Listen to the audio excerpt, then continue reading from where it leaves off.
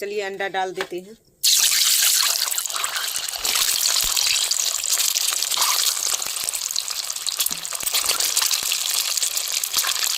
चलिए अंडा डाल दिए हैं। उसके बाद चलिए चला देते हैं। जो कभी अंडा बनने से खराब हो जाए।